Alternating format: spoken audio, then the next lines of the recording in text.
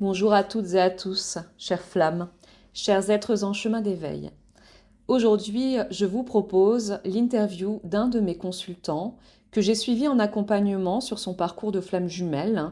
Et ce parcours, je le trouve vraiment intéressant parce qu'il touche à plusieurs domaines de vie, le sentimental bien sûr, mais aussi beaucoup le domaine professionnel pour ce consultant.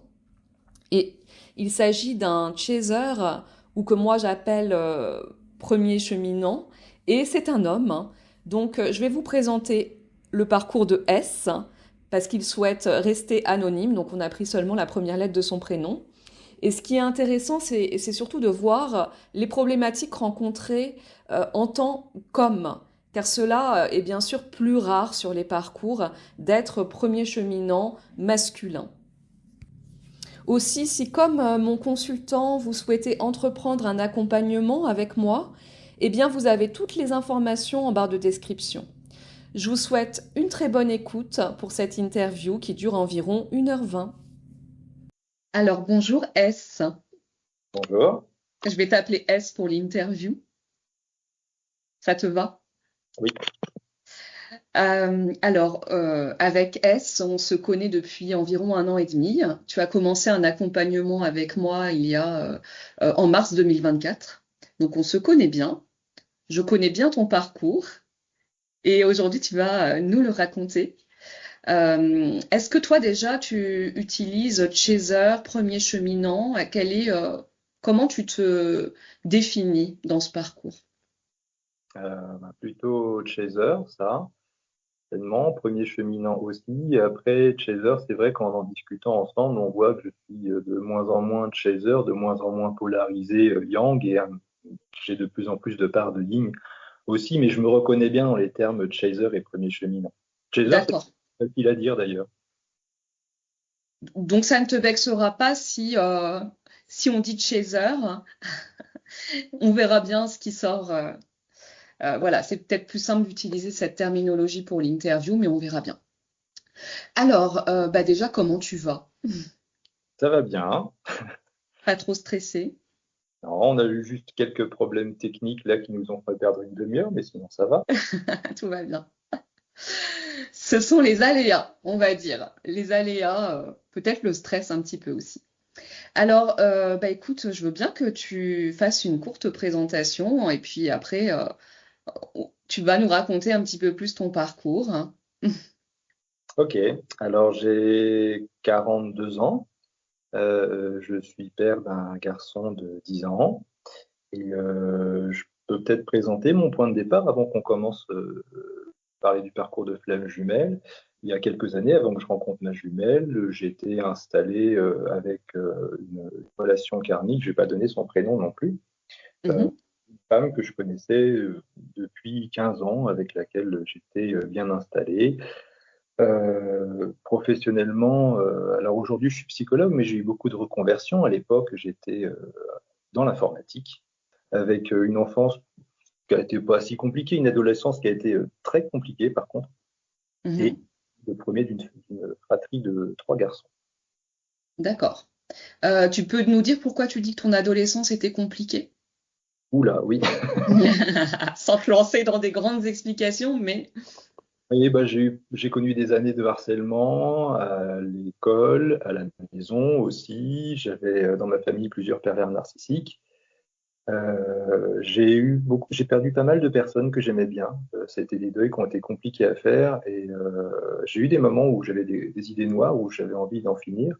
mm, Euh, je me suis fermé à mes émotions à cette époque-là et en fait, ça permet des fois de comprendre un peu plus facilement les runners, leurs boutons off, parce que je savais que je me rappelle que je me suis fermé à mes émotions, que j'arrivais même à moins ressentir mes sensations, même la mm. douleur, je la ressentais moins Même parfois. la douleur, Même la douleur, oui, la j'avais mal. douleur physique, hein.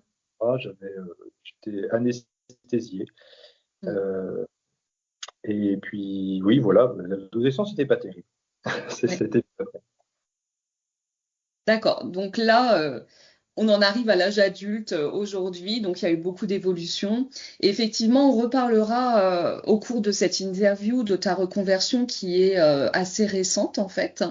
Et ça a eu vraiment un sens pour ton parcours. En fait, c'était en parallèle avec ton parcours de flamme jumelle, cette reconversion, hein. Ce qui est le cas dans beaucoup de parcours. C'est vrai qu'on remet en cause sa mission de vie professionnelle, etc. Et toi, tu es dans ce cas et c'est quand même assez intéressant de voir ce qui s'est passé pour toi à ce niveau-là, parce que là, il y a une vraie bascule professionnelle pour le coup.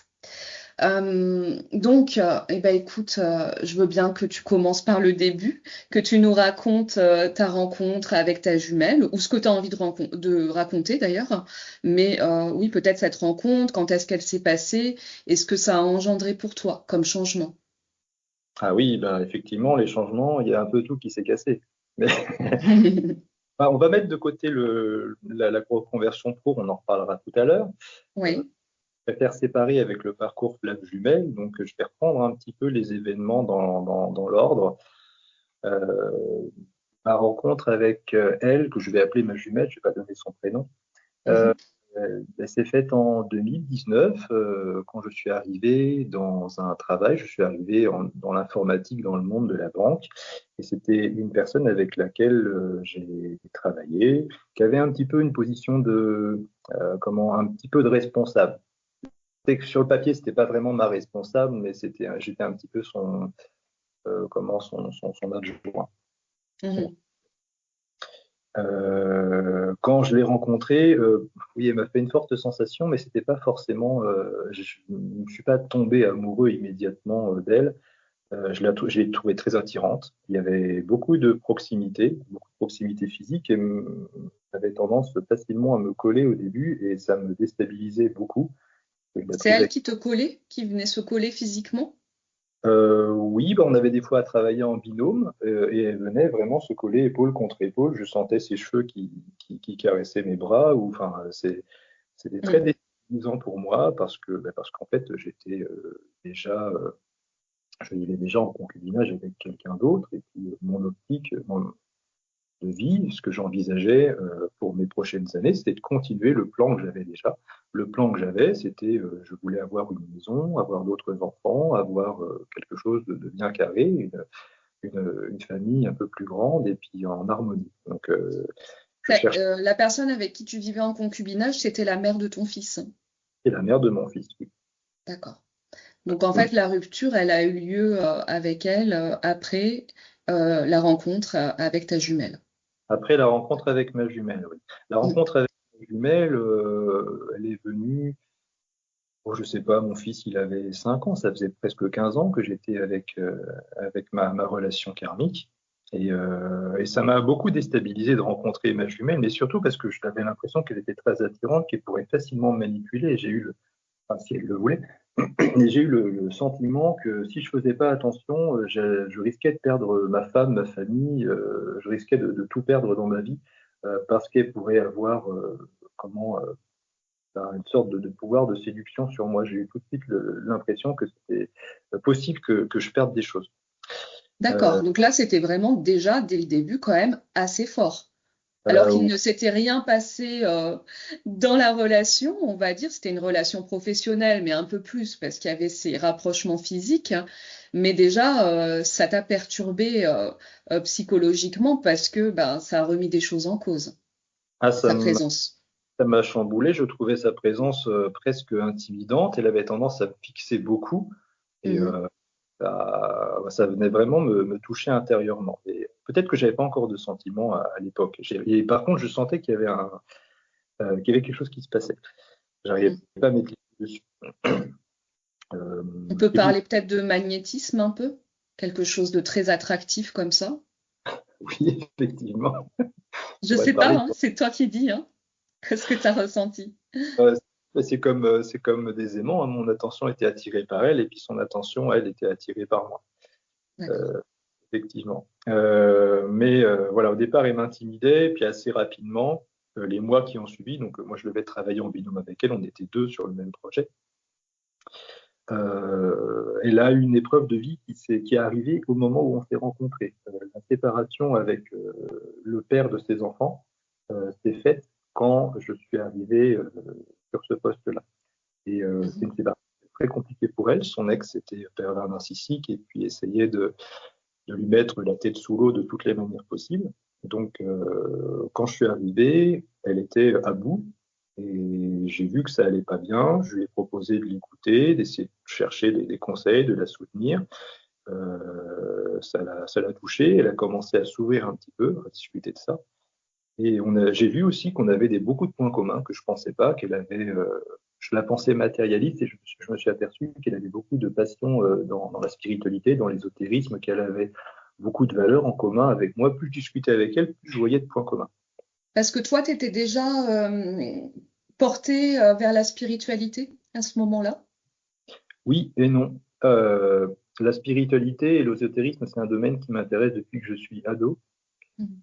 J'avais commencé à m'intéresser beaucoup à ça. Puis à un moment donné, quand je devais construire des choses concrètes dans ma vie, avoir un travail stable, concrétiser une famille, une relation, j'ai mis ça de côté en me disant, pour l'instant, j'ai pas le temps, j'ai plein de trucs à faire bien matériels, je m'en occuperai plus tard. Donc, j'avais mis de côté, mais c'est quelque chose qui m'intéressait déjà. Et là, c'est une période de ma vie où ça, quand j'ai rencontré ma jumelle, où ça revenait un peu sur le devant de la scène. Ok. Et elle m'a fait découvrir plein de choses que je connaissais pas. Elle m'a fait découvrir les tirages de cartes, par exemple. Je savais pas qu'on pouvait tirer des cartes. Je savais pas ce que c'était que la voyance. J'avais jamais essayé. Enfin, j'ai découvert beaucoup de choses avec elle. Et donc, à cette période-là, c'était avant la pandémie. euh, on commençait à se créer des réunions fictives. Ça, c'est une anecdote qui va peut-être que je trouve amusante.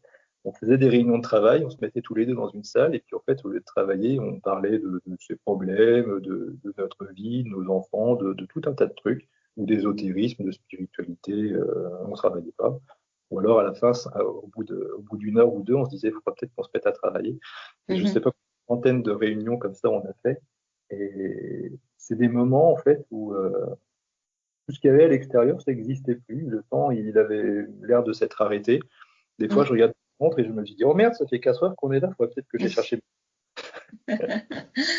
Oui, vous vous sentiez très à l'aise en fait, parce que de base c'est une relation professionnelle, hein, et puis très vite ça se transforme comme ça en relation assez amicale où vous pouvez vous confier l'un à l'autre, où toi tu l'écoutes, où elle te raconte ses problématiques, hein, ce qu'elle traverse, etc. C'est vrai que et pendant des heures sur le temps de travail, bravo. Ah oui, sur le temps de travail, pendant des heures, c'était le moment où on s'est beaucoup confié, on s'est reconnu, c'est peut-être la phase qu'on pourrait appeler la reconnexion. Mhm. Ensuite est intervenu donc le confinement. En fait, pendant le confinement, moi, je devais plus travailler. Alors, je te coupe juste là. Est-ce que pendant ces réunions de travail, entre guillemets, tu ressentais des sentiments qui naissaient pour elle? Ou c'était Les, encore l'attraction physique? Enfin, qu'est-ce que tu ressentais à ce moment-là? pour être honnête, je m'étais habitué à me protéger et à fermer mon cœur. Donc, je ressentais pas vraiment de sentiments. Par contre, je ressentais une attraction très forte.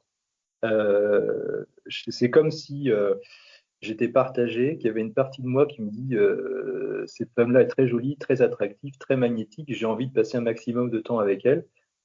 Puis une autre partie me disait non, c'est pas bien, tu as déjà une femme à la maison, faut pas que tu fasses ça. J'étais un peu tiraillé entre les deux. Je pouvais pas m'en empêcher, en fait, je pouvais pas m'empêcher de passer du temps avec elle et me dire bon bah on va dire qu'on met je vais pas lui sauter dessus, je mets une barrière, je vais essayer de pas flirter avec elle, je vais essayer de faire semblant. Ça, c'est important de le préciser, c'est qu'au départ, je faisais plutôt semblant que c'était juste une relation professionnelle, donc je masquais un peu tout ce que je pouvais avoir comme émotion pour éviter, par exemple, de me faire virer. Hein, il y en a un de mes collègues qui s'est fait virer parce qu'il a dragué une de ses collègues et ça s'est très mal passé pour lui, donc j'avais un petit peu peur de ça. Mais de toute façon, j'avais pas conscience que il y avait vraiment des sentiments pour elle. Il y avait juste un intérêt, une attraction très forte. Oui, il y avait des barrières qui étaient là. Et après, quand tu revenais chez toi, est-ce que tu continuais d'y penser ou est-ce que tu arrivais à mettre de la distance avec avec ce que tu commençais à ressentir? Je continue d'y penser. Alors là, honnêtement, je ne sais plus. Ça fait longtemps. Oui.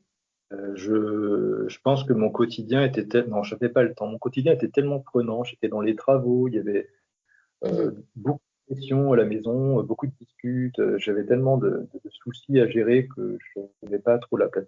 Ça ne prenait pas le pas sur le reste, d'accord. Vas-y, je te laisse continuer au moment du confinement.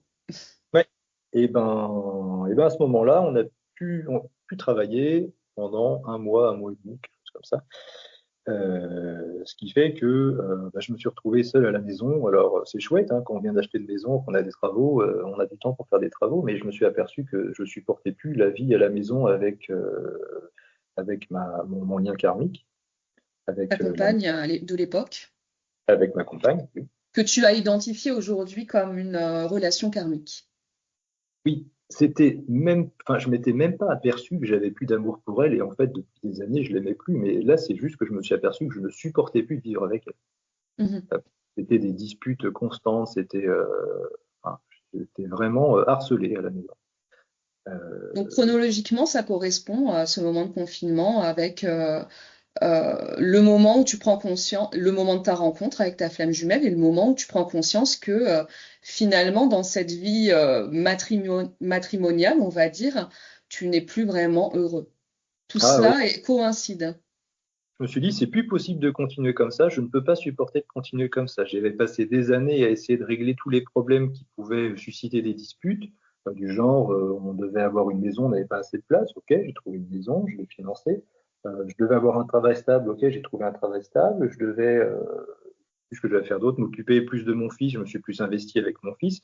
Et plus je réglais les problèmes, pire c'était. Et là, franchement, je me suis dit, non, mais c'est pas possible, je peux pas supporter ça. Je ne me vois pas physiquement le supporter encore pendant des années, il faut que je fasse quelque chose. Quand Et tu dis je devais, c'était des injonctions que tu te donnais à toi-même ou c'était ton ex-compagne qui te disait, enfin, qui te donnait ce genre d'ordre? ah bah les deux, hein. Les deux. Ouais, d'accord. Tu te sentais un petit peu emprisonné dans des contraintes? Oui, oui, oui, bah, elle était assez bonne pour me retourner le cerveau, pour que je croie que quand il y avait des problèmes, c'était forcément à moi de me remettre en question. Mhm. Et puis bah moi je tombais, enfin je réfléchissais pas, donc je le faisais. En fait. Donc je me suis aperçu de ça dans ma vie matrimoniale. On n'était pas mariés, mais peu importe. Et je me suis aussi aperçu qu'au bout de quelques semaines, ça me manquait beaucoup de pas parler à ma jumelle, même qu'elle me parle de son ex, peu importe, elle me manquait. J'ai commencé à lui envoyer un message, elle m'a répondu. Euh, il y en a eu des dizaines, puis il y en a eu des centaines. Et avec cette avalanche de messages qu'on a échangés, c'est là où j'ai eu un déclic, où je me suis rendu compte que j'étais amoureux d'elle. Mhm. Et ça a été un choc terrible. C'était ma première nuit noire de l'âme à cette époque-là. Je l'ai fait en plusieurs fois. C'est ma nuit noire de l'âme. La première fois, c'était, je me suis rendu compte qu'il y avait des projets de vie qui s'effondraient, Ouais, que là, j'avais une maison, mais finalement, bah, j'aurais peut-être pas de famille, que je me voyais plus de futur avec ma conjointe, que mon travail, avoir ce poste-là, n'avait pas de sens. Enfin, plus rien n'avait de sens, quoi. Il y a tout qui s'effondrait. ouais, exactement. C'est une perte de sens du coup et ça coïncide au moment où elle est arrivée dans ta vie. Et pourquoi tu dis que c'était un choc de, de te révéler à toi-même ces sentiments amoureux? Parce que pendant 15-20 ans, je me suis fermement dit que ma compagne, c'était la femme de ma vie, que j'étais tombé amoureux d'elle, que c'était mon âme sœur, que c'était la personne avec laquelle je voulais vieillir. Pour moi, c'était le principal pilier de ma vie de me dire que c'était avec elle que je voulais construire ma vie. Et donc ça, Mhm. c'était la principale fondation de ma vie qui s'est effondrée. C'est ça, d'accord. Et du coup, le sentiment d'être amoureux, c'est pas vraiment relié à une joie, à quelque chose de positif pour toi, si on comprend ça comme un choc. Ça l'a été quand on échangeait des messages, par exemple, je me sentais particulièrement heureux, j'étais sur un petit nuage, hein. C'est la différence entre le moment où j'étais en train de discuter avec elle par texto et puis le moment où je revenais à ma vie conjugale, où j'ai vu que bah, ça allait pas du tout. C'est la différence entre les deux qui m'a fait prendre conscience Mm. de ça. Le contraste, en fait. Mm. Ok. D'accord. Ben, je te laisse continuer sur la suite Ouais. du parcours. Là, on a repris le travail à un moment donné. Donc, on était habitués à travailler dans le même bureau, côte à côte. Alors, je retourne dans mon bureau avec quelqu'un, je m'aperçois que je suis amoureux d'elle, mais bon, je cache mes sentiments. Je suis très content de la revoir, mais voilà, je veux pas créer d'histoire à mettre des sentiments dans la vie professionnelle. Donc, je veux pas lui montrer, je veux pas lui dire. Et puis, de toute façon, il n'est pas question d'essayer de tromper ma femme ou quoi que ce soit. Je veux faire les choses dans l'ordre, donc je mets ça de côté. Et je me dis, bah, peut-être que bon, ouais, je mets ça de côté, ça m'a montré qu'il y a un truc qui allait pas, peut-être que je vais arriver à le réparer. Je sais qu'il y a un truc à faire. Dans mon couple, je peux pas continuer comme ça. Mm. Il y a peut-être un truc à faire. Il y a eu une mise à distance pendant l'année 2020. Il a fallu que nous, alors on était, il y a ceux qui travaillent dans la banque et ceux qui étaient prestataires de cette banque-là. Moi, je faisais partie des prestataires, on travaillait indirectement pour eux. Et tous les prestataires, ils devaient aller dans un autre bâtiment. Donc, il y a une distance géographique qui s'est faite. Et à ce moment-là, bon, je la voyais plus souvent. Donc, ça m'a rendu assez triste de plus avoir sa présence dans ma vie. On continuait à parler régulièrement. Et puis, son attitude elle changeait souvent. Il y avait des moments où elle était plutôt fermée, plutôt froide, des moments où elle était plutôt ouverte. Pendant ce temps-là, qu'elle était à distance, j'essaie de régler mes problèmes avec ma conjointe. D'ailleurs, ma jumelle, elle essayait de m'aider aussi. Je lui disais qu'elle avait des problèmes à la maison. Elle essayait de m'aider à arranger mes problèmes de couple. D'accord. Peut-être en simplifiant aussi elle-même. Mais on était là-dedans. Puis plus j'essayais les choses, moins ça marchait. À un moment donné, j'en pouvais vraiment plus. J'avais fait tout ce que je pouvais comme conciliation, comme affirmation pour dire je n'acceptais plus ça, des ultimatums, etc. À un moment, j'en avais marre. J'ai Mm. dit à ma conjointe que je voulais plus d'elle, je voulais qu'on se sépare et que de toute façon, j'en aimais une autre. Ah oui, tu as été très honnête avec elle. Euh, Parce que en fait, quand on garde un secret, ça pèse. C'est lourd à porter, c'est lourd à Oui. cacher, de s'en libérer. Des fois, ça se fait avec fracas, mais on se sent mieux après, on se sent plus léger. C'est ce qui s'est passé pour toi? Tu t'es senti plus léger de Je me cette suis, séparation? je me suis dit, j'ai plus rien à perdre, allez hop, je peux lui dire, de toute façon, j'en ai mis d'autres, voilà, c'est bon, t'as compris qu'il n'y a plus rien à espérer. Et Mhm. là, ma conjointe, c'est comme si elle avait complètement changé de comportement, elle acceptait tout ce qu'elle acceptait pas avant, elle voulait bien avoir une petite coupe, elle se montrait beaucoup plus proche, beaucoup plus aimante, beaucoup plus affectueuse, etc. J'avais l'impression qu'il y avait eu un déclic, un électrochoc, jusqu'à ce que, enfin, ça a duré quelques mois, et puis les disputes, le harcèlement, tout ça, ça a repris. À un moment donné, j'ai vu qu'avec elle, ça ne convenait plus. Et il y a un truc que je me suis aperçu, c'était en 2021, donc à peu près 2 ans après avoir rencontré ma jumelle, je me suis aperçu que ma conjointe était perverse narcissique, alors que ça faisait 2 ans que ma jumelle parlait régulièrement de son ex pervers narcissique et j'avais pas fait de rapprochement. Elle me parlait Mm. enfin, quasiment toutes les semaines. Je pensais à lui, je pensais à certaines personnes de ma famille et je me suis à aucun moment dit tiens, j'en ai une dans mon lit. Et,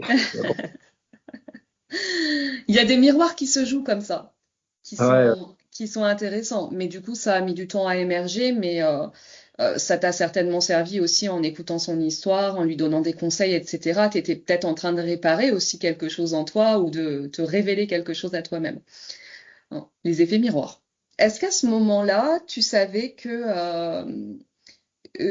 vous étiez dans un lien de flamme jumelle ou pas du tout? pas du tout, j'en avais jamais entendu parler.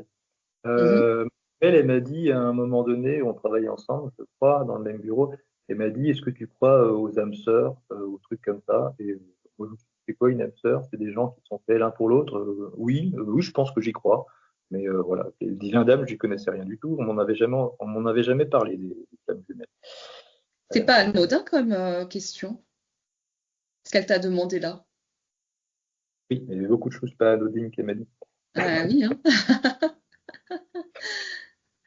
Même si c'est Et pas oui, forcément conscient de sa part, ça donne quand même une orientation, ce genre de questions aux ouais, conversations. Mm.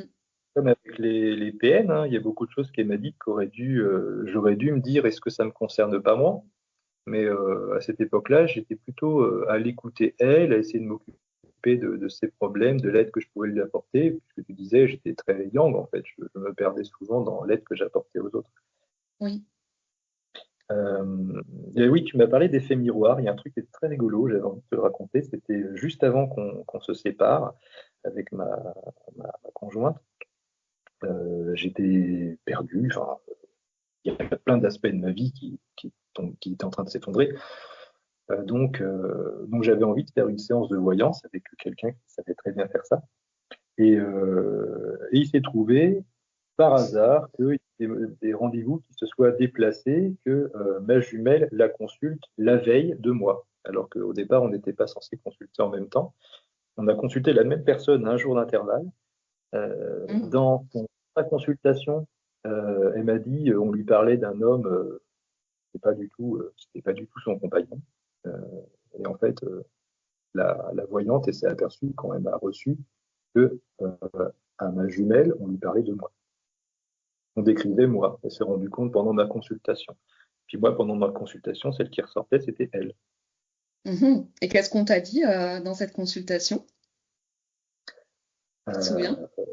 Elle m'a dit beaucoup de choses, mais ma jumelle, c'est la femme qui va changer ma vie ou avec laquelle je vais refaire ma vie. Mhm. D'accord. Et beaucoup d'autres choses. On m'a beaucoup expliqué tous ces comportements, les peurs qui se cachaient derrière, des fois, l'amour qu'elle pouvait aussi avoir pour moi, même si elle ne me le montrait pas. Puis on n'a parlé pas que d'elle, on a aussi parlé de ce qui m'arrivait, de mon travail, Mhm. Mais toujours pas de lien de flamme jumelle qui ressortent. On a parlé d'effet miroir, on m'a dit, ah, vous êtes pareil, on m'a dit beaucoup de mots Mhm. si j'avais connu le concept de flamme jumelle, je l'aurais compris. Oui, Mais ça m'a pas mis sur la piste du concept de flamme jumelle. d'accord. Et quand est-ce que ça arrive alors dans ton parcours, ça? Ça arrive plus tard, 3 ans après l'avoir rencontrée, à peu près, ma jumelle. Donc, il a fallu un petit moment quand même pour que je me remette de ma relation, parce que la fin de la relation était particulièrement difficile. Mon ex ne voulait pas partir, elle m'a fait du chantage, des menaces, etc. C'était très compliqué, donc il a fallu un moment pour que je m'en remette. Oui. Et puis, j'ai commencé à m'en remettre avec ma jumelle, on parlait beaucoup à demi-mot de notre vie sentimentale. On passait des heures, mais alors des dizaines d'heures chaque semaine à se parler. Je sentais beaucoup d'intérêt, je voyais beaucoup de signes d'intérêt, même si elle ne me le disait pas. Des fois, elle m'avait invité une fois à me faire un tirage, parce qu'elle savait faire des tirages de cartes. Et puis, moi, j'avais des questions sur ma vie pro ou d'autres choses, pas sur ma vie sentimentale. Et puis, elle insistait pour faire des tirages sur ma vie sentimentale. Il y a des choses Mhm. qui ressortent. Je vois l'imminence d'une déclaration, je vois de l'amour, je vois enfin, plein de trucs qui faisaient du sens, en fait, dans ce que je vivais avec elle. Et à un moment, j'en ai vu tellement, je me suis dit, elle a beau être maintenant avec un autre homme, moi je peux plus garder ça pour moi, il faut que je lui dise les sentiments que j'ai.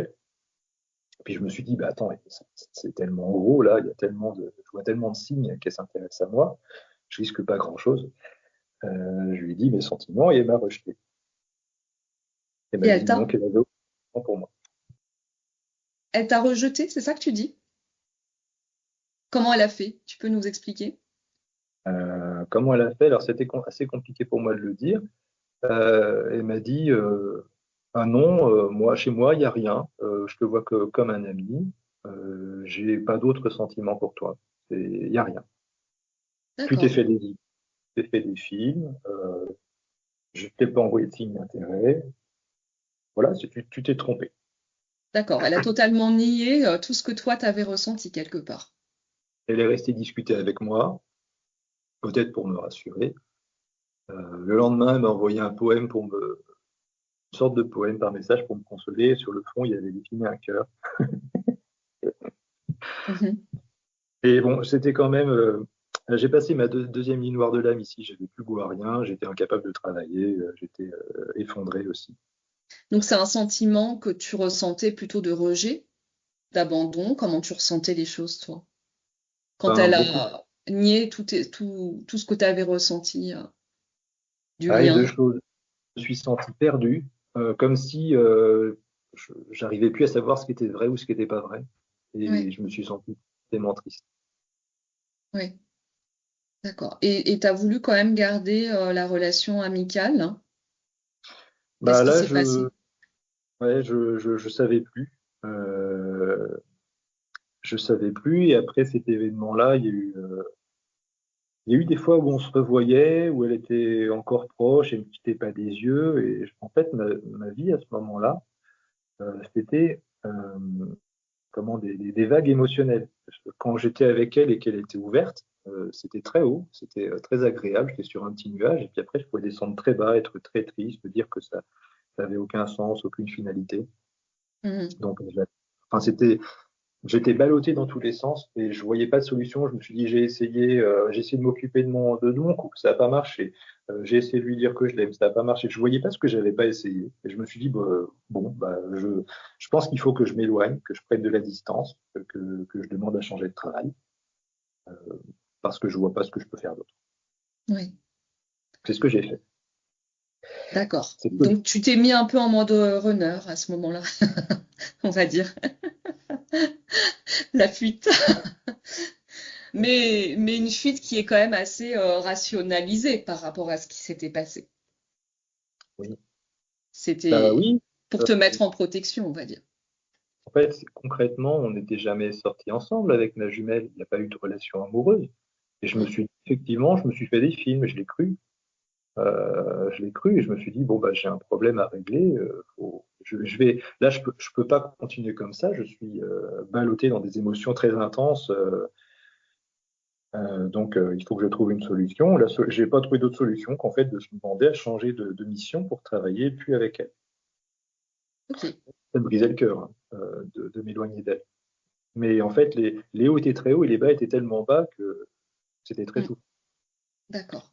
Est-ce que tu as eu l'idée d'entreprendre une thérapie à ce moment-là, peut-être? J'étais déjà en thérapie, j'avais commencé une thérapie quand ça n'allait pas avec ma conjointe. Mhm. Ok. Donc, ma Tu as pu en thérapie au parler départ, à ton ou ta thérapeute à ce moment-là, de tout euh, ça? oui, de ma jumelle, j'en ai parlé à ma thérapeute, mais ma thérapeute, enfin, elle avait du mal à comprendre l'intensité de notre lien. Mhm. Mais si, elle me conseillait quand même, hein, je pense que elle pouvait me dire effectivement que j'aurais pu me tromper, et elle m'a aidé à ressortir des moments où je me sentais effondré, effectivement. D'accord. Après, bon, il y a eu la dernière année où j'ai travaillé avec elle. La dernière année, dès que j'ai dit que je voulais m'en aller, on m'a fait revenir. Alors normalement, les prestataires, ils reviennent pas dans le même bureau, mais on m'a fait revenir dans le même bureau. Et je crois que j'étais un des seuls à travailler dans le même bureau. Euh, je pense que c'était ma jumelle qui avait insisté pour que je revienne près d'elle. Oui, Mhm. elle m'avait dit qu'elle avait insisté. Donc on est devenus encore plus proches. Il y avait toujours la même barrière en fait. Elle voulait pas que je m'approche trop. Je pouvais presque flirter avec elle, elle laissait faire, mais par contre elle n'allait pas changer sa vie, elle n'allait pas quitter son compagnon, elle n'allait pas accepter de parler de sentiments avec moi. Il y avait une distance minimale que je pouvais pas franchir, mais enfin, on est devenus quand même très très proches. Et plus la fin de ma mission approchait, plus on était proches. C'était un niveau assez stratosphérique. Je pense que c'était les moments les plus intenses que j'ai connus avec elle et que je pourrais le plus assimiler à une ligne de miel. D'accord. Oui, mais c'est quand même étrange sa façon de faire parce qu'elle savait quand même que tu avais des sentiments pour elle, hein, tu lui avais révélé et elle continuait à se rapprocher de toi. Comment tu vivais ça, toi? Bah, je me suis dit, peut-être que je me trompe, peut-être pas, mais dans tous les cas, elle n'est pas capable de me faire une place dans sa vie. Alors, autant que je profite avant de partir de tous les moments de bonheur que je vis avec elle, parce que à un moment donné, quand je serais parti, bah, je serais passé à autre chose, j'aurais pu ça. Donc, je me suis dit, bah, je vais profiter du moment présent, comme ça que je Oui, le vivais. d'accord. Donc ça allait, ça ne t'enfonçait pas dans une blessure de rejet, de trahison peut-être. Enfin, Ah, des c'était fois, je me plus. sentais. Bon, j'en ai fait des conneries. Je me rappelle une fois où elle m'a dit j'aurais besoin d'aide pour déménager. Je l'ai aidé à déménager, mais son compagnon était là et je les ai vus s'embrasser tous les deux et ça m'a fait très très mal. Donc je me suis dit là, j'aurais peut-être pas dû y aller à ce déménagement. Et Ouais, comme je lui avais dit que j'étais du genre à respecter mes engagements, même quand je le sentais plus, quand je m'en sentais qu'il y avait un problème, j'y suis quand même allé. Mhm. Ok. Bon, c'est vrai que enfin, je te connais bien, donc je vais un petit peu te décrire, mais tu es quelqu'un de très yang, on peut dire, hein, si tu es d'accord avec, pour dire ça. Voilà, tu es quelqu'un de très analytique. Tu te poses beaucoup de questions, tu sais te remettre en question aussi. Tu prends beaucoup de responsabilités, hein, et tu es quelqu'un qui travaille énormément sur toi-même, à te remettre en question, à revoir, enfin, à prendre sur toi s'il y a une problématique en fait, hein. Et puis, voilà, quelqu'un d'assez loyal, qui tient ses engagements, de très honnête, etc., hein, pour te décrire un peu comme tel que je te connais. Tu es d'accord avec tout ça? Je suis d'accord, on pourrait même réfléchir à ma compagne d'avant. En fait, je lui avais juré fidélité, Ouais. même si on n'était pas mariés. Je sentais qu'en fait, c'était la femme de ma vie. Je me suis dit, bah oui, je peux lui jurer fidélité, je serai toujours là pour toi. Et en fait, cet engagement, il est devenu toxique pour moi, mais comme je m'étais engagé, je ne voulais pas trahir ma parole. Ça a Mhm. été très compliqué, en fait, de me dire, je n'arriverai pas à tenir ma parole parce que sinon, je vais finir à l'hôpital. Je vais finir mal si je continue de respecter ma parole. C'est ça. Donc ça te mettait un peu dans un conflit de loyauté vis-à-vis d'elle, vis-à-vis de toi-même. Il fallait à la fois suivre le chemin de l'âme et à la fois suivre le chemin que l'homme avait décidé de prendre, cet engagement de fidélité, etc. Donc ça, on va voir peut-être après, ça ressort pas mal dans ce que tu as fait dans ton travail avec le karmique.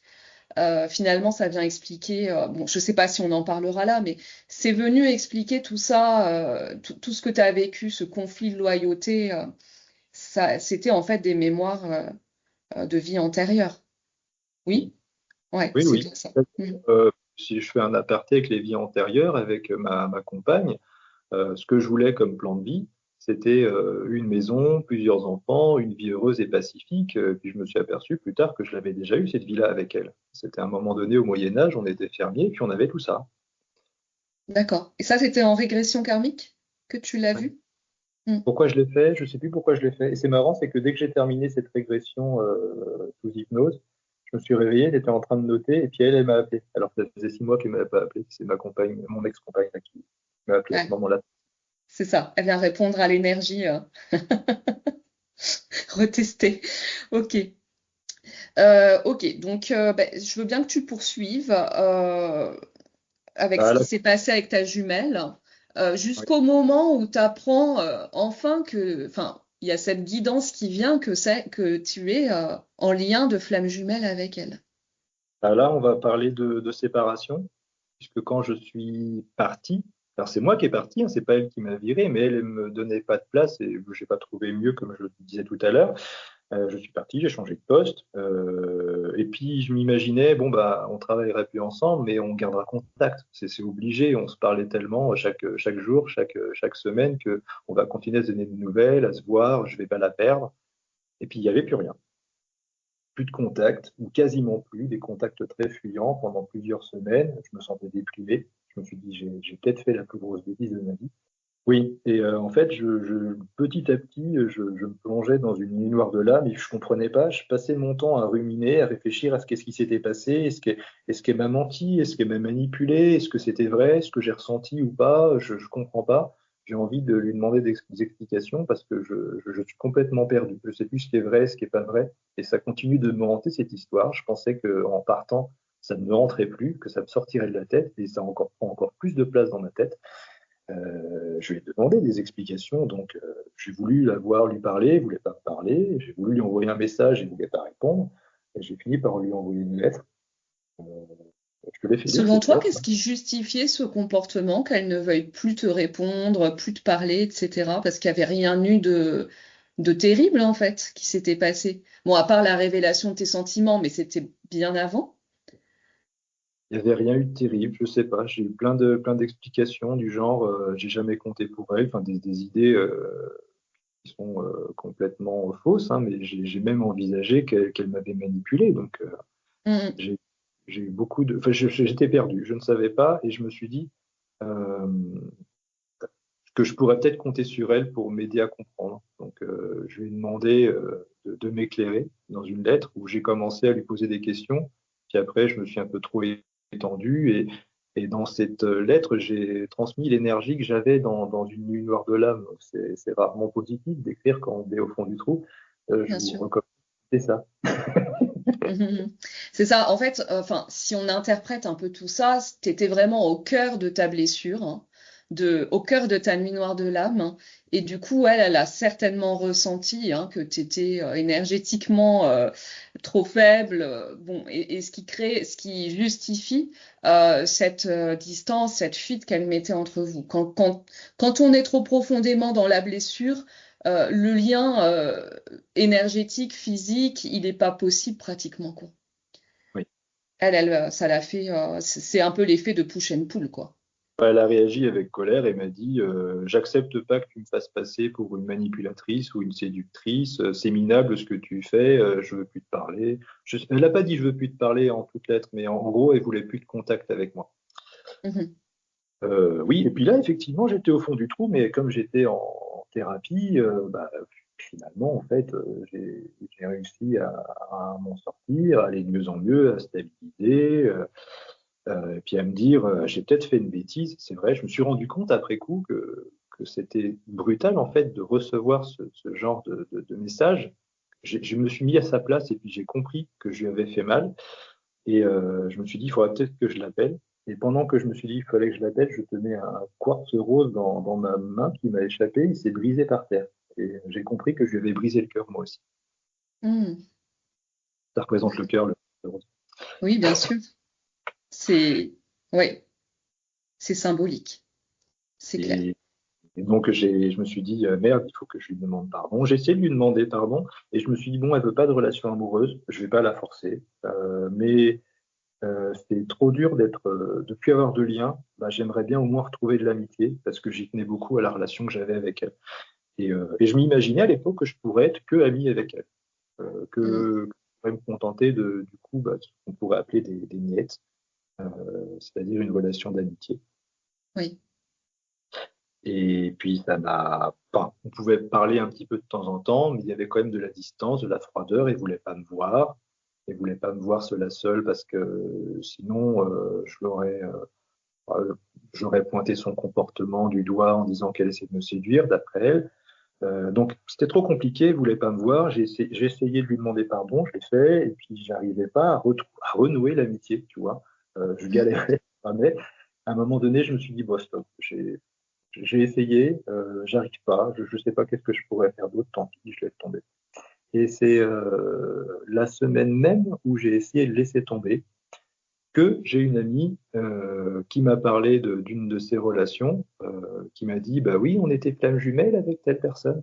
Je dis, c'est quoi une flamme jumelle? Qui m'a expliqué le concept. Il y a un chasseur, il y a un runner, et ça m'a fait un petit peu un choc parce que quand même, elle était en train de m'expliquer, je me suis dit, merde, mais c'est exactement ce que je vis moi depuis des années. C'est comme ça. Bien sûr. Bien sûr, mais on voit quand même que c'est toujours comme ça, je trouve, dans les parcours.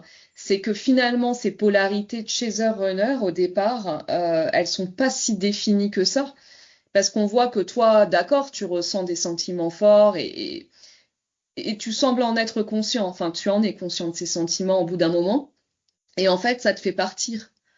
Tu te dis, je vais m'éloigner, je vais prendre une autre, enfin ne plus travailler avec elle, etc. Donc il y a un côté un petit peu runner au départ aussi chez toi. C'est-à-dire tu ressens des sentiments et tu sais que tu ressens tout ça, mais pour autant t'es pas vraiment tu ne veux pas vraiment assumer tout ça. Hein. Alors que et elle c'est un peu pareil de son côté aussi quelque part. C'est-à-dire qu'elle va te montrer qu'il y a un rapprochement possible, hein, mais ne pas assumer tout à fait jusqu'au bout.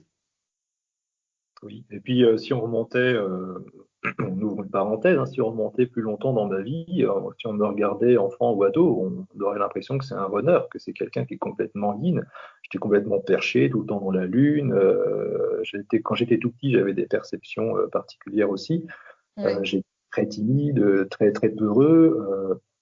J'étais incapable. Enfin, j'avais aucune partie yang. C'est quand je suis devenu adulte que j'arrivais pas à grand-chose, que je me suis dit là, dans la matière, ça bloque, il faut que je redouble d'efforts, que je prenne mon courage à deux mains, que j'essaye de persévérer, que j'apprenne à m'investir dans la matière. Et j'ai eu énormément d'épreuves qui m'ont permis de développer ma part client. Quand j'avais un poste de vendeur, par exemple, enfin, j'étais pas du tout à l'aise là-dedans, mais ça m'a demandé de sortir de ma zone de confort, d'aller vers les autres, de m'affirmer, enfin, de vraiment développer ces capacités-là.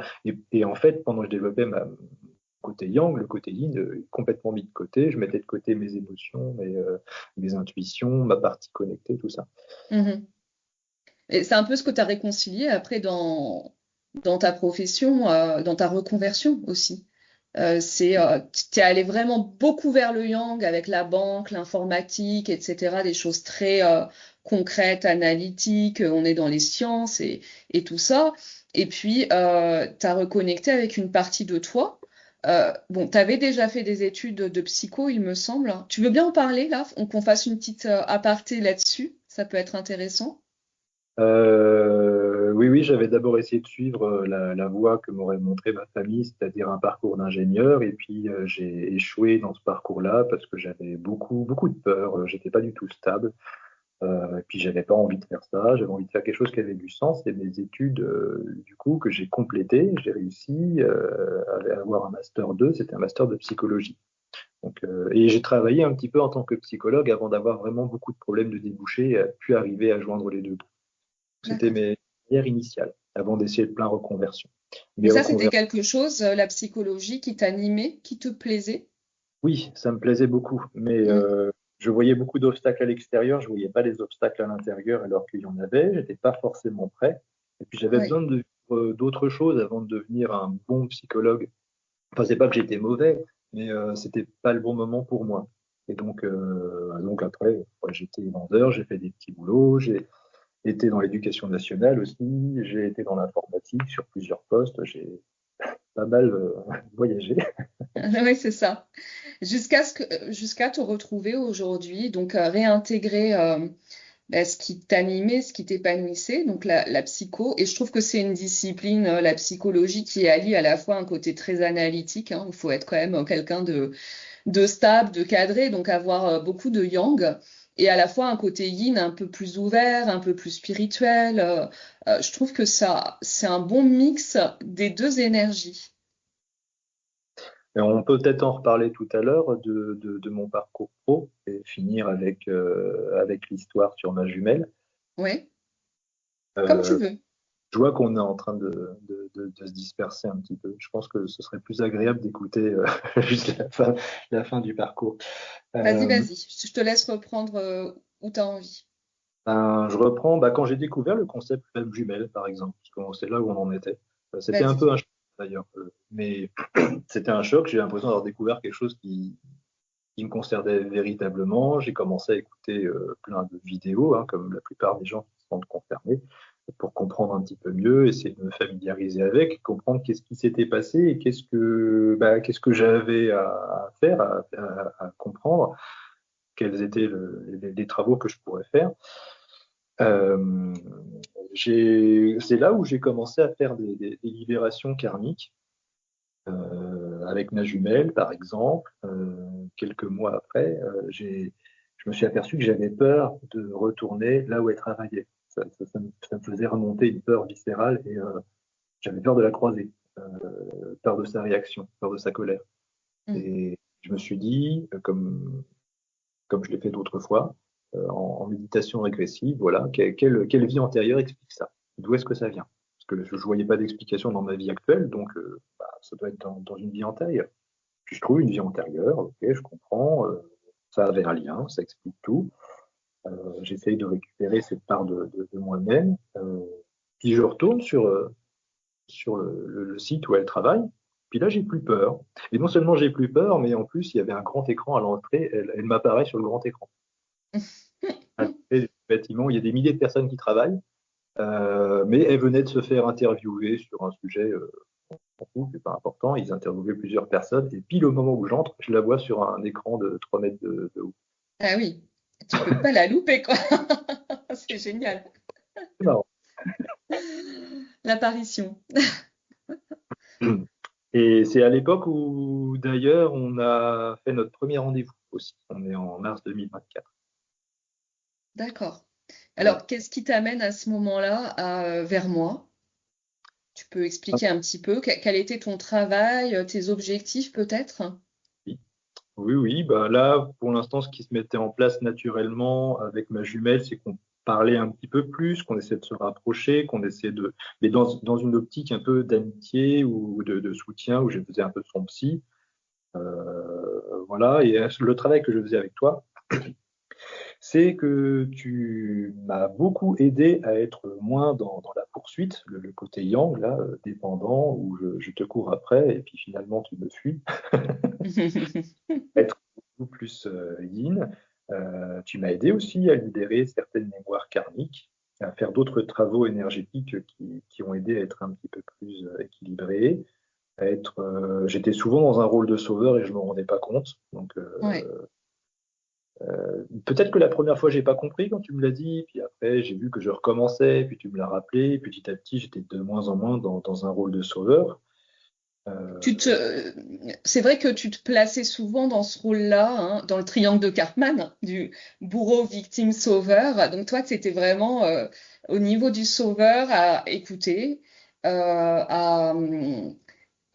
ouais, à beaucoup l'écouter, à te satisfaire d'être un ami, une bonne oreille, etc. Et du coup, ça te faisait un petit peu fuir ton énergie masculine, hein, le, le rôle d'homme, et puis aussi c'était un peu une négation de ce que tu ressentais réellement pour elle, d'accepter de l'écouter simplement, d'accepter cette amitié.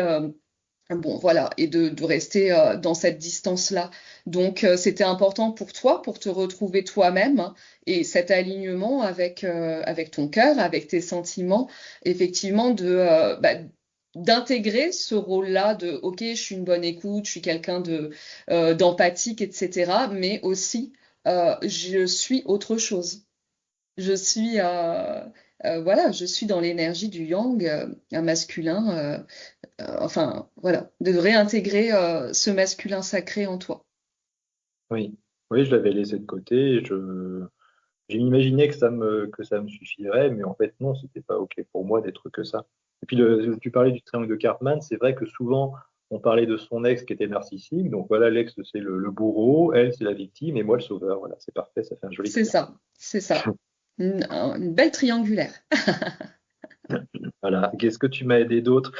On en reparlera peut-être que sur le côté pro. Tu m'as aidé à construire un business plan, à préciser ce que je voulais dans mon travail, le genre de patient, comment je voulais travailler, les revenus, les avantages, comment, qu'est-ce que je voulais faire comme type de consultation. Tu m'as aidé à faire des affirmations positives pour bien ancrer ça.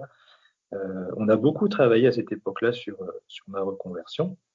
Mm. Et puis ensuite, on a travaillé sur ma vie amoureuse. Et puis je me rappelle qu'à un moment donné, on commençait à bien intégrer ça, de sortir de ce rôle de sauveur, d'essayer d'affirmer ce côté je suis prêt, j'imagine que je vais recevoir ce que je veux dans ma vie amoureuse. Et j'ai commencé à ressentir plus souvent cette présence énergétique, des fois qu'on ressent, nous les chasers, où j'étais seul chez moi, mais pourtant je sentais qu'elle était là, comme une présence englobante, comme une présence romantique. Je l'avais pas encore dans mes rêves à cette époque-là, mais j'avais des fois le ressenti que c'est comme quand j'étais à côté d'elle. Ouais, mais c'est peut-être aussi parce que justement, tu récupérais ton essence, on va dire, petit à petit. Parce qu'au départ, est-ce que t'avais pas toutes ces sensations énergétiques? Donc pour moi, c'est plutôt une ouverture. Quand tu dis que c'est ce qu'on ressent, les chasers, je pense que c'est ce que ressentent les chasers, yang, on va dire, quand ils se sont vraiment ouverts à leur yin, plutôt, à ce côté énergétique. Oui, tu as raison, parce qu'avant, je le ressentais pas comme ça, effectivement. J'avais pas Voilà. l'ouverture énergétique, les ressentis quand j'étais seul, ce genre de choses-là. Mm, mm. Et, Alors et qu'on imagine que si elle était plus dans cette énergie yin au départ, eh bien, elle pouvait ressentir tout ça. C'était quelqu'un de spirituel au départ, tu nous dis. Donc, elle pouvait ressentir ce genre de phénomène, hein, ce qui a pu amener cette confusion peut-être, hein, où en fait, Elle t'a montré qu'il y avait un lien énergétique, il y avait un lien sentimental, mais que c'était encore un peu confus. Oui, Non? Je sais pas, hein. oui, d'accord. Moi, c'est comme ça que j'interprète les choses. Bon, enfin voilà, c'est juste une parenthèse. Je te laisse continuer. Après, il y a une période sur plusieurs mois où j'étais toujours en accompagnement avec toi. Sur le côté professionnel, en fait, c'était sur les rails. Donc, on s'est intéressé plutôt au côté sentimental et tu m'aidais à manifester un peu ce que je voulais, à être plus dans l'énergie de l'amant, de l'amoureux que d'un ami ou que d'un psy, à essayer d'être pas- plus disponible, mais pas forcément que pour elle, hein, plus disponible à l'amour en général, à être plus confiant, à être moins dépendant, tous les fardeaux que je portais encore à me les libérer. Et puis, en fait, dans la matière, je voyais que ça se concrétisait sous forme de retrouvailles qui étaient un petit peu plus fréquentes. Je la voyais une fois tous les 2 mois, par exemple. Et ça se passait bien, on passait des bons moments ensemble. J'avais l'impression que je me rapprochais d'elle. Il y a une fois, elle m'a dit qu'elle n'était plus avec son compagnon. Donc, je me suis dit, elle est libre, elle se rapproche. Peut-être que ça peut se concrétiser maintenant que je suis plus aligné avec cette énergie de masculin sacré.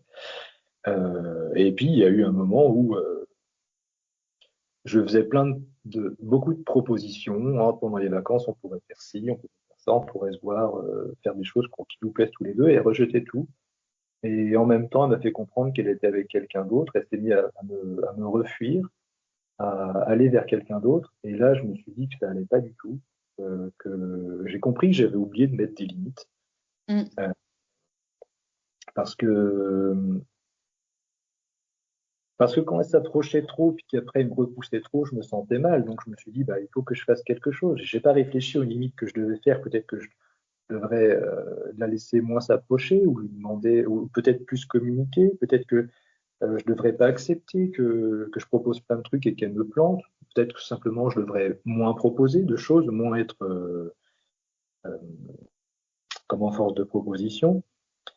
Euh, Ouais, donc j'ai réfléchi aux limites que je devais lui poser et surtout la limite principale, c'est toi qui m'as aidé à la trouver, c'est que ben, même si elle me prenait pour une relation d'amitié, c'était pas OK pour moi qu'il fallait que je lui dise que je la voyais pas comme une amie ou pas que comme une amie.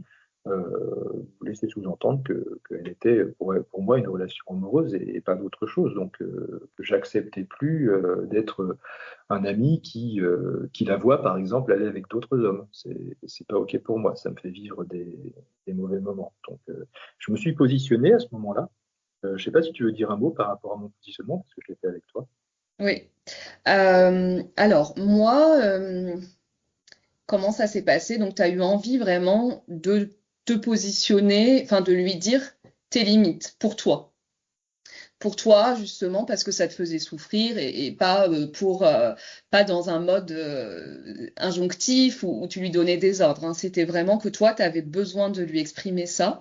Donc là, c'est vrai que ben, on a travaillé ensemble, où en fait, tu m'as envoyé la lettre que tu lui avais faite au début, où tu lui avais dit bon, des choses que toi, tu prenais pour un positionnement, mais qui en fait étaient ta blessure, hein.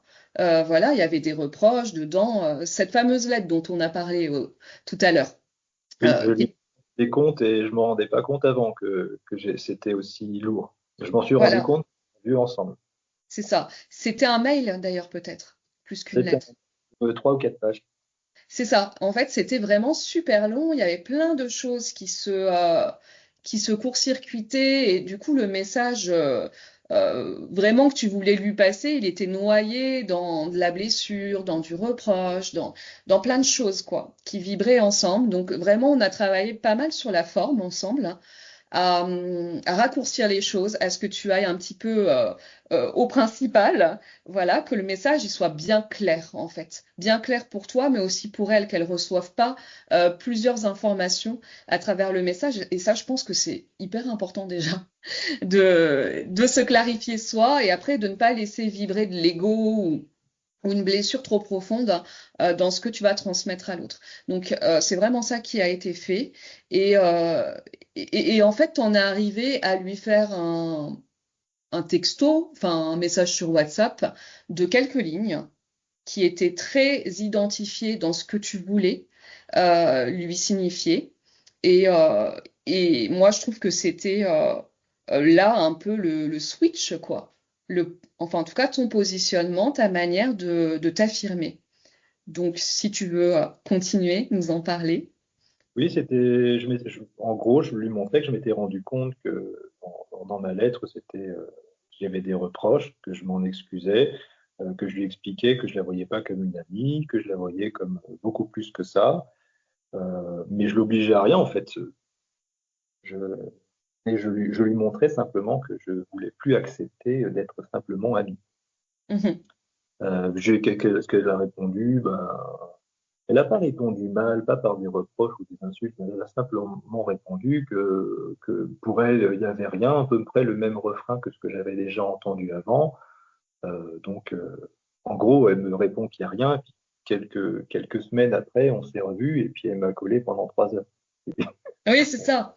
Enfin, le contexte, c'était quelques semaines après, tu l'as revu dans un anniversaire organisé, voilà, une fête entre collègues, entre amis, bon voilà. Et puis en fait, elle s'est collée à toi, mais physiquement. Ah, Physiquement, il y a eu un rapprochement. au départ, j'ai essayé de m'occuper des autres personnes, pas trop de la calculer, même si une part de moi avait envie. Et puis à un moment donné, on s'est retrouvés côte à côte dans une file d'attente. Et puis à partir de ce moment-là, bah, elle et moi, on est restés collés dans le jardin, sur un banc, à table, pendant 3 heures. Mhm. Et On voit que c'est un peu ça la problématique qui revient toujours, un peu le schéma. C'est-à-dire que toi, tu te positionnes de plus en plus dans tes sentiments, dans le fait que tu ne veux pas simplement juste d'une amitié avec elle. Elle va te renvoyer ta blessure un peu. Non, moi, c'est pas pareil ce que je ressens. Et après ça, une fois que tout ça est affirmé de part et d'autre, eh bien, elle vient se rapprocher de toi physiquement. C'est quand même toujours le même schéma qui ressort, avec en plus toute la partie, parce que bon, là on passe vite sur les choses, mais en séance, moi tu me racontes, en fait il y a beaucoup de rêves, elle vient beaucoup te voir dans les rêves, et dans les rêves elle est très proche de toi. Elle vient t'embrasser, elle vient te caresser, enfin, c'est ce genre de rêve que tu fais pendant de plus en plus fréquemment, quand ah même. Il y a bah, de plus en plus de rêves. depuis cet anniversaire-là, où j'en ai fait de plus en plus fréquemment, c'était plusieurs par mois. Il y a même la semaine dernière, il y a un moment donné, déjà la semaine dernière, je crois, c'était quasiment toutes les nuits. Mais je rêvais pas d'elle forcément avec des scènes romantiques, mais à un moment donné, à un moment donné de la nuit, elle apparaissait dans mes rêves, quasiment tout le temps, quoi. Oui. Ouais, ouais, puis c'est des rêves très. On n'est même plus au niveau des rêves symboliques. C'est vraiment des rêves de rencontres, de retrouvailles, hein. Et pour moi, ça, ce sont les rêves flammes jumelles, quoi. Où l'autre vient, enfin, tout ce qu'elle ne peut pas assumer dans la matière, pour plein de raisons, eh bien, elle va venir concrétiser ce lien dans les rêves, dans ce monde astral, hein, dans une autre dimension. Parce qu'elle n'a pas l'ego, le faux self. En fait, elle C'est se ça. montre telle qu'elle est. Il n'y a pas de je me referme et puis je reste froide. C'est toujours Mm, beaucoup mm, plus dans les rêves. Et puis moi aussi, d'ailleurs, je vois bien que dans mes rêves, en fait, je sais pas les peurs qui peuvent me bloquer, me faire hésiter, douter, etc. mm, C'est mm. exactement la même chose. C'est ça. Euh, et il n'y a pas que des rêves dans l'astral, on va dire. Il y a des fois où c'est un petit peu entre la veille et le sommeil, où je suis pas vraiment réveillé ni vraiment endormi, je sens son énergie qui vient juste à côté de moi. Oui, oui, oui, c'est ça. Et comment tu la ressens, cette énergie? Elle, il y a une signature Euh, particulière? oui, alors quand je suis pas vraiment réveillé, je la vois. Et puis, mais Tu la quand vois. c'est toujours Tu dans arrives ma à la chambre, visualiser, tu veux dire? oui, oui, oui, c'est Mm. marrant, hein. Du coup, je me dis que je suis pas vraiment réveillé, mais pas vraiment endormi non plus, un peu entre les deux. C'est un peu comme si on était entre l'astral et le monde physique, peut-être dans le monde éthérique, quelque chose comme ça. C'est curieux. C'est ça. D'accord. Ouais, ouais. Dans le monde éthérique, j'explique un peu, c'est plutôt des ressentis un peu physiques, hein. Ça peut être des caresses sur la peau, des ressentis comme ça, ou ressentir l'énergie, une chaleur, le cœur qui bat, etc. C'est ça que tu ressens? Oui, peut-être, mais c'est vrai que je la visualise plus, hein. Je sais pas comment C'est expliquer ça. plutôt de la clairvoyance? Dans le monde réel, dans ma chambre, dans mon lit, mais qu'elle venait me rendre visite. Mm. Comme si son corps astral venait dans mon lieu physique. Ouais, c'est ça, c'est ça. Tu ressens l'énergie qui est là, qui est présente. Mm. D'accord. Et puis, qu'est-ce qu'il y avait d'autre? Récemment aussi, elle m'avait. Alors, c'est rigolo, c'est que quand je discute avec elle, surtout depuis que je fais un accompagnement avec toi, j'apprends à me poser des questions sur ce qu'elle me dit, ce dont elle me raconte, ce qu'elle me montre, plutôt que de Mm. me dire, tiens, ça ne concerne que elle et ça ne me concerne pas que moi. Tout ce qu'elle va me dire, et même si c'est un truc où je pourrais le prendre mal, si c'était un reproche, etc., avoir le réflexe de se dire, bah, ça pourrait me concerner moi-même. Elle me parlait de vie antérieure, par exemple, il n'y a pas longtemps, et ben, je me dis, attends, elle parle de vie antérieure, est-ce que moi, il n'y a pas quelque chose en rapport avec les vies antérieures que j'ai à résoudre? Et je me suis aperçu qu'on avait eu des vies antérieures ensemble dont j'avais pas connaissance. Mais elle m'en aurait pas parlé, ça ne me serait pas venu à l'idée. C'est ça, elle te laisse des guidances et toi, tu récupères un peu pour toi ces miroirs. Il y a un moment dans le parcours où vraiment on voit ça, l'autre, on se rend compte que c'est un reflet parfait et on prend ce qu'on projetait avant à l'extérieur en se disant bah ça lui appartient. Au bout d'un moment, on le reprend pour soi et on se laisse guider, hein. Et on travaille à partir de la matière qu'elle te donne. Donc, pour finir, parce que là, on arrive à aujourd'hui, Oui. j'avais une sensation assez nette de quelle était en nuit noire de l'âme, ce qu'elle m'a confirmé il n'y a pas longtemps. Je ne sais pas si c'est ce que c'est une nuit noire de l'âme, mais en fait, quand elle me parlait de ses émotions, de ses sentiments, de ses ressentis, de comment ça se passait dans sa vie actuelle, quand on prenait des nouvelles, je vois que c'est pas fou et que ça ressemble à ça. Mm. Ça a On- vraiment basculé au moment de ton positionnement. Pas bien Mm. du tout, mais par contre, ce qu'elle se rend pas forcément compte, c'est que des fois, je le ressens. Il y a des fois, je ressens que je me sens un peu envahi de tristesse ou quelque chose qui va pas. Je sens que ça vient d'elle. J'essaye de lui parler souvent par télépathie, à défaut de lui parler par téléphone quand on est en silence radio. Mm. Et on me répond, par exemple, on me répond quand je vais recevoir plein de signes, par exemple, plein de synchronicités. Ou je vais la voir dans mes rêves, elle va peut-être me répondre dans mes rêves aussi. Donc on est plutôt dans une période là, c'est peut-être que c'est encore une séparation, mais une séparation où je me suis habitué à communiquer beaucoup en 5D à défaut de pouvoir communiquer en 3D, puisque généralement elle a tendance à vouloir s'isoler, à vouloir encore fuir. Oui, mais il y a quand même une communication qui est restée entre vous, il me semble. Oui, c'est pas impossible, mais c'est souvent fastidieux. Mm. Soit elle va être disponible, ou alors me dire non, j'ai pas le temps, pas cette semaine, je suis trop prise. Avant, ça posait pas de problème en fait. Elle pouvait être très prise et puis on parle pendant 2 heures le soir.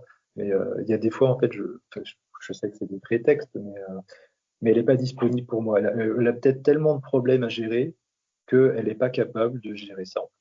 Mm, mm, mm. Ouais, c'est ça. Et toi, comment tu vis les choses aujourd'hui? Parce que ça a pas mal évolué, ça aussi. Au début, c'est très blessant, il y a une nuit noire de l'âme. Et puis aujourd'hui, cette distance qu'elle met, que toi aussi tu mets avec elle, comment tu vis tout ça? Alors, je pense que si aujourd'hui elle me disait qu'elle a aucun sentiment pour moi, ça me ferait marrer parce que Ouais. j'y crois pas. Donc tu te fais Euh, plus confiance. Tu fais plus confiance à ce que tu ressens qu'à ce qu'elle te dit, elle. oui, oui, parce que je sais que derrière c'est une peur mais j'ai confiance en elle aussi. Je sais qu'elle va finir par y arriver. Mhm. Bah, elle suit son parcours aussi, hein. Oui. Ouais, c'est ça. Ok. Et puis je me dis, là, je me suis rendu compte il y a pas longtemps que de m'être positionné, je m'étais moi-même mis à distance. Je m'empêchais moi-même de communiquer avec elle. Donc, faut que je me fasse confiance aussi si à un moment donné je sens que j'ai envie de reprendre des nouvelles, de reprendre contact. En fait, c'est pas juste parce que je me suis positionné que je dois pas le faire. Oui, exactement. Mais le positionnement, il est juste à un moment T, j'ai envie de dire. Il était juste pour toi. euh, pour affirmer quelque chose et puis bah, lui transmettre. Mais après, ça ne veut pas dire que tu dois rester à tout prix euh, sans communiquer avec elle si tu en ressens le besoin, hein. Il n'y a pas de mal, hein. Ça ne veut pas dire que tu n'as pas des limites intérieures et ça ne veut pas dire que tu n'es pas aligné. Enfin voilà, ça évolue tout ça. L'alignement, il évolue, hein. C'est surtout toi, ta stabilité intérieure qui est intéressante, quoi, qui est importante. D'accord. Est-ce que tu penses avoir un peu tout dit? Ou... Qu'est-ce que tu m'avais posé la question hors caméra, qu'est-ce qui pourrait me bloquer encore actuellement? Oui. Euh, des fois, je peux avoir des doutes, des appréhensions, me dire si je reviens vers elle, est-ce qu'elle va pas recommencer à se comporter de la même façon? Là, effectivement, il faut que je sois un peu plus confiant, que j'essaye de me rassurer en me disant qu'elle va finir par y arriver. Euh, je peux garder un positionnement, en fait, de me dire j'ai ces limites-là, et puis je sais que si elle me ment, par exemple, eh ben, je peux ne pas l'écouter. Que pour éviter d'être trop déçu, ben, je propose moins de choses. Je pense qu'il faut que j'arrive à trouver un juste milieu entre le positionnement ferme, je reste à distance, et puis quand je vais trop vers elle. Mhm. Il y a toujours le fait qu'elle soit peut-être encore en ligne noire de l'âme, il y a toujours cette espèce de fuite qui fait obstacle à notre réunion de son côté. Mais bon, en fait, quand elle fuit, bah, je me dis, bon, bah, je m'intéresse à d'autres aspects de ma vie. Oui, Elle ne peut pas me voir, bon, bah, je me focalise sur moi-même, ou je m'intéresse à d'autres choses dans ma vie. c'est ça, Voilà. d'accord. Ça te donne un message sur toi-même, sur c'est pas le moment, c'est pas prêt, et donc je m'intéresse à moi et à ce que je peux faire évoluer. Du coup, euh, tu nous, on revient un petit peu sur ce qui s'est passé pour toi professionnellement. Tu peux nous expliquer un tout petit peu comment ta reconversion et aujourd'hui où tu en es, parce que je trouve que c'est très en parallèle avec ton parcours et ce que tu as réintégré comme énergie. Oui, je me suis rendu compte que ça allait pas du tout. Donc c'est après être quitté, avoir quitté la mission que j'avais avec elle. Quand je travaillais plus avec elle, à un moment donné, je me suis rendu compte que ce qui n'allait pas dans mon travail, c'était pas juste parce que j'avais des personnes toxiques à droite à gauche. C'est vraiment qu'il y avait un truc qui me convenait plus, que j'étais pas du tout dans ma vocation, que j'étais pas du tout à ma place. Et ça, petit à petit, m'a semblé de plus en plus évident que que je devais, que ma mission de vie, c'était d'aider les autres, que je devais me rapprocher de ma première carrière de psychologue, qu'il y avait quelque chose à faire et que bah, fallait qu'à un moment donné que je laisse tomber ma carrière dans l'informatique bancaire. Ce que j'ai fait donc avec toi, assez prudemment. Au début, on a essayé de concevoir, on a peaufiné. Je suis passé en temps partiel pour pouvoir commencer des consultations petit à petit.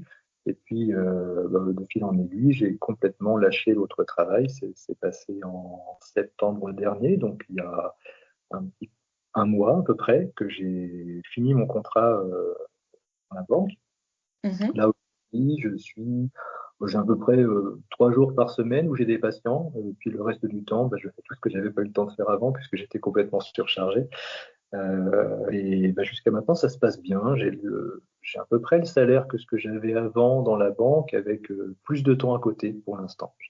Et j'ai encore des choses à concrétiser comme des, des outils améliorés, un local à trouver, plus de patients. Mais en fait, j'ai aucun doute là-dessus parce que j'ai assez confiance que je suis à la place qui me revient. Je suis dans ma mission de vie, que si jamais il y a quelque chose qui me manque, quelque chose qui va pas, je sais comment le visualiser et puis le concrétiser. Donc, en fait, dans ma vie professionnelle, là, il y a aucun souci. Ça semble facile à côté du Ouais, reste. c'est ça, ça s'est fait vraiment de manière fluide, c'était totalement guidé.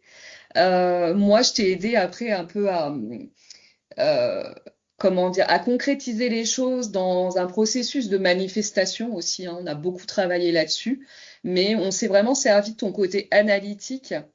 Alors, tu me rendais des tableaux. Moi, c'était un peu, je te donnais des devoirs, voilà. Et tu me rendais des tableaux Excel, etc. C'était hyper bien fait, hyper réfléchi en fait. Et du coup, c'est vrai que ça a donné des lignes directrices vers là où tu voulais t'orienter. Et du coup, ça a beaucoup aidé la matière à se mettre bah, au diapason de ce que tu voulais, quoi. Parce que tu avais vraiment cette orientation, tu savais où t'allais atterrir, quoi.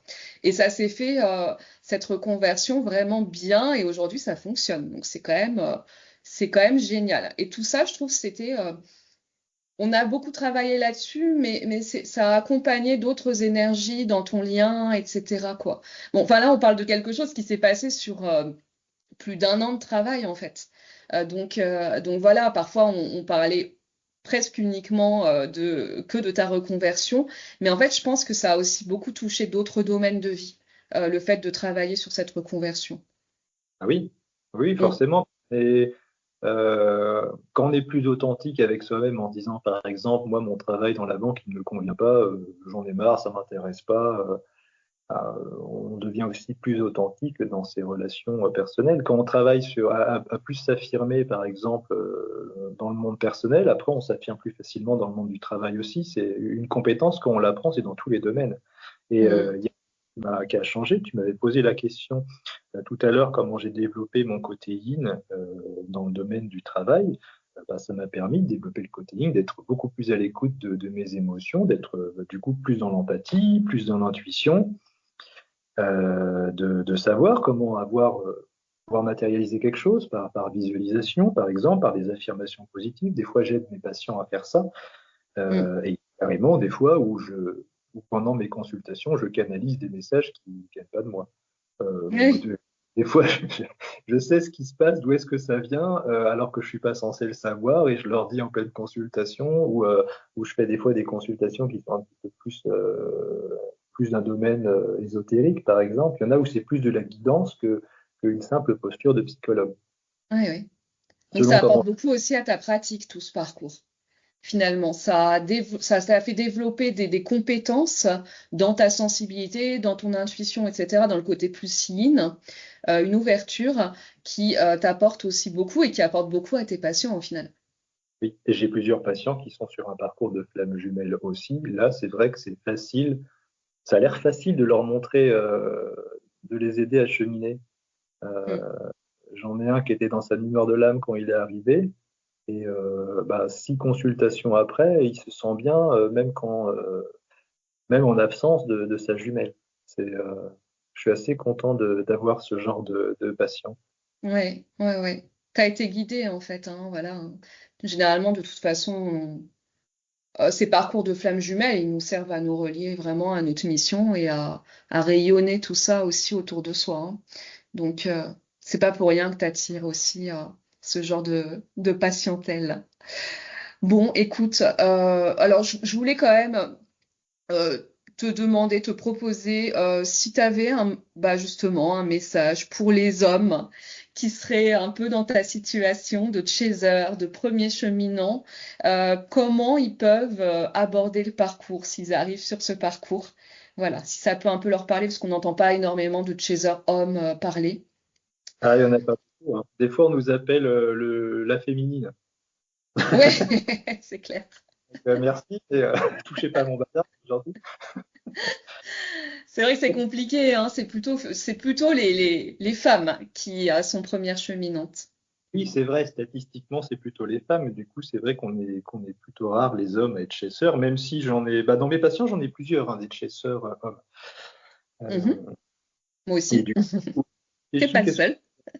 oui, qu'est-ce que je pourrais donner comme message? C'est vrai qu'il y en a plusieurs qui me viennent. Déjà, je trouve que c'est pas évident quand on est un homme d'être chaser, parce que en étant chasseur, on doit apprendre à arrêter de courir après l'autre, parce que bah, ça le fait fuir, hein, on le sait. Mhm. En même temps, dans la séduction, c'est plutôt à l'homme d'aller vers la femme. Mhm. Donc en fait, voilà, l'homme il dit bah, je cours plus après et puis j'attends que ça se passe. Bah, peut-être que la femme aussi elle attend que l'homme vienne. Donc c'est pas évident Ouais, de trouver l'équilibre. exactement.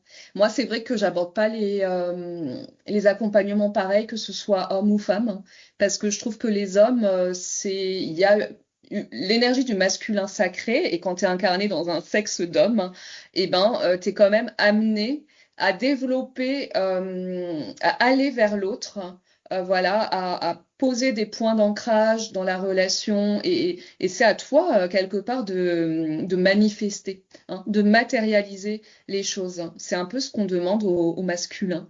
Donc pour moi, ça a un sens, ça. Même si en nous, on a tous une part de masculin, une part de féminin. Mais aussi, l'incarnation dans un sexe d'homme ou de femme, ça a un sens, selon moi. Donc c'est vrai que c'est pas juste rester en retrait, en réceptivité, même si c'est à récupérer pour soi ça, mais aussi vraiment aller dans le côté yang et la manifestation, l'affirmation, le positionnement, etc. Un peu plus, peut-être pour les hommes que pour les femmes. Pour les chasseurs hommes, il s'agit de passer d'un yang blessé à un masculin sacré. Ça Ouais, fait tout partie. à fait. Exactement. C'est tout à fait ça. Et on voit que le yang chez toi, il n'était pas forcément inné non plus, hein. Et c'est un peu Ah, vrai chez tout le monde, je crois.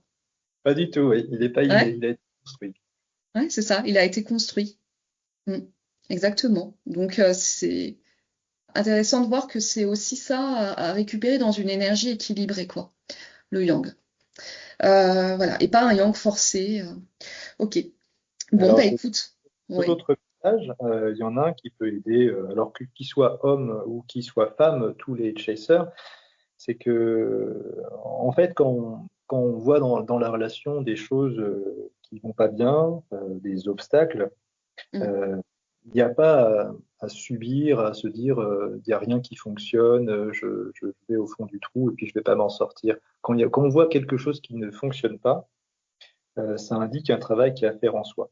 Donc, en fait, quand on voit un obstacle, soit ça fonctionne bien, et puis dans ce cas-là, la relation évolue dans le sens qu'on veut, soit ça fonctionne pas bien, et dans ce cas-là, on voit un travail qui est à faire en soi. Mais dans les deux cas, Mm. c'est un progrès, il n'y a pas de retour en arrière. C'est important de Mm. comprendre.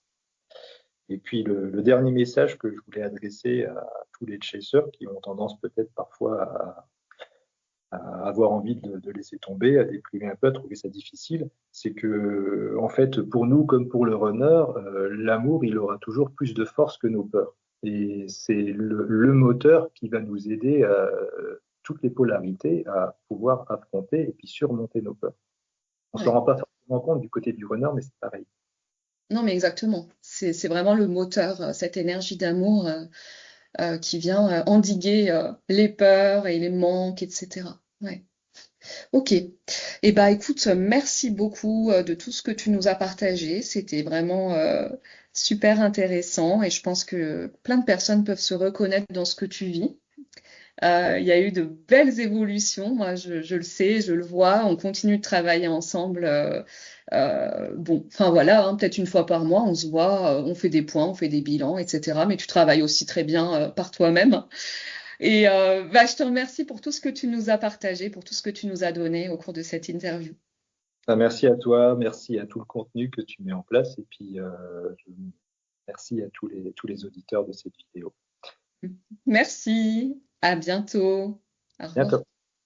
Si vous êtes encore présent à l'écoute de cette vidéo et si cet échange vous a plu, pensez à liker, à partager avec d'autres flammes jumelles et aussi, si vous le souhaitez, à la commenter.